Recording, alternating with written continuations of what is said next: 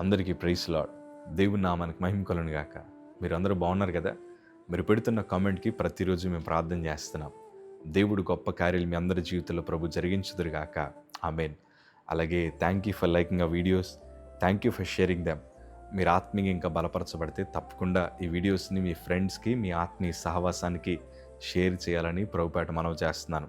అలాగే ఒక చిన్న ప్రశ్న, యేసు ప్రభులు వారు మొదట చేసిన అద్భుత కార్యం ఏంటి? ఆ రిఫరెన్స్ని కింద కామెంట్లో మెన్షన్ చేయండి. God bless you. మా జీవిత అనుభవంతో ఈరోజు మీకు ఒక సలహా చెప్పడానికి ఇష్టపడుతున్నాను. మనకి ఏ అవసరం వచ్చినా, ఏ సలహా కావాల్సి వచ్చినా, ఎలాంటి సమస్యల మధ్యన మనం ఉన్నా దయచేసి మనుషుల దగ్గరికి వెళ్ళి సలహా అడగకండి. మీకుండే బాధలు ఎవ్వరికీ చెప్పకండి. ఎందుకంటే మీరు ఏడుస్తుంటే చూసి నవ్వే వాళ్ళు ఉన్నారు. మీరు ఎప్పుడు రోడ్డున పడతారో, మీరు ఎప్పుడు కరువు మధ్యన బ్రతుకుతారో, మీరు ఎప్పుడు శాపగ్రస్తమైన జీవితాన్ని అనుభవిస్తారని ఎదురు చూస్తున్న వారు మన చుట్టూనే ఉన్నారు. నువ్వు నూరంతలుగా దీవించబడుతుంటే చూసి తట్టుకోలేక హృదయంలో కారాలు మిరియాలు నూరేవారు ఉంటారు. నీ పిల్లలు పాడైపోవాలని, నీ భర్తకు ఉద్యోగం పోవాలని, మీరందరూ అప్పుల మధ్యన మునిగిపోవాలని, మీరు ఏడుస్తుంటే చూసి సంతోషపడాలని చాలామంది చూస్తూ ఉంటారు. వాళ్ళు ఎక్కడో ఉండరు, మన చుట్టూనే ఉంటారు. వారు ఒక్కొక్కసారి మన ఇంటికి వచ్చి రకరకాల సలహాలు మనకి ఇస్తూ ఉంటారు. వారు ఒక్కొక్కసారి మన ఇంటికి వచ్చి లేనిపోని చెడు మాటలన్నీ మన చెవిని పడేస్తూ ఉంటారు. చాలా జాగ్రత్త. ఎందుకంటే అవ్వమ్మని ఆదాముని దేవుడికి దూరం చేయాలని సాతానుగాడు వారికి ఎన్నో తప్పుడు సలహాలు ఇచ్చాడు. అందుకే జాగ్రత్త సుమి. ఎవరితో మాట్లాడుతున్నావో, ఎవరితో నీ బాధలు పంచుకుంటున్నావో చాలా జాగ్రత్తగా ఆలోచించు. కానీ దేవుని మీద ఆధారపడాలి. ఏ ఆలోచన మనకు కావాలన్నా, ఏ మార్గంలో మనం నడవాలన్నా మనుషులెవరిని అడగొద్దు. దేవుణ్ణి అడిగితే దేవుడే మనకు బోధిస్తారు.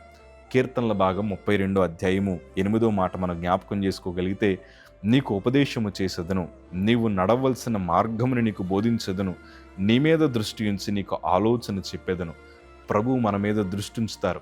అయ్యా, ఆయన మన తండ్రి కాబట్టి మనం ఆయన పిల్లలుగా మనం ఏ మార్గంలో నడిస్తే బాగుంటాము, ఏది విడిచిపెడితే మనం దీవించబడతాము, ఏది మన చేతను పట్టుకుంటే మనం ఆశీర్వదించబడతాము, ఏ మార్గంలో నడిస్తే మనం నూరంతల దీవెనలు మనం అనుభవించగలము ప్రభువుకు బాగా తెలుసు గనక ఆయన అంటున్నారు కదా, నువ్వు నడవలసిన మార్గాన్ని నేను నీకు బోధిస్తానయ్యా.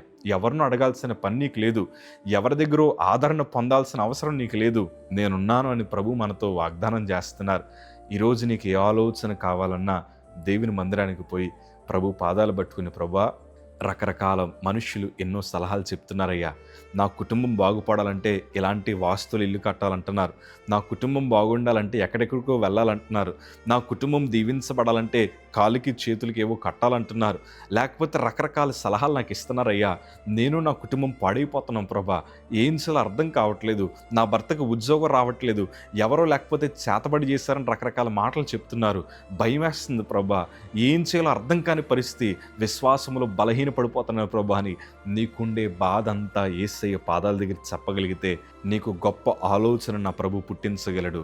ఏ మార్గములో నడిస్తే నువ్వు క్షేమంగా ఉంటావో ఆయన నీ చేయి పట్టుకొని ప్రభువే నడిపిస్తారు. ఒక్కొక్కసారి పడినను నీ భుజం తట్ట ఆయన లేపి మరీ నడిపిస్తారు. ధైర్యంగా ఉండయ్యా, మనుషుల దగ్గరికి వెళ్ళకు, దేవుని పాదాల దగ్గర నీకు పరిష్కారం ఉంది. Praise the Lord. God bless you.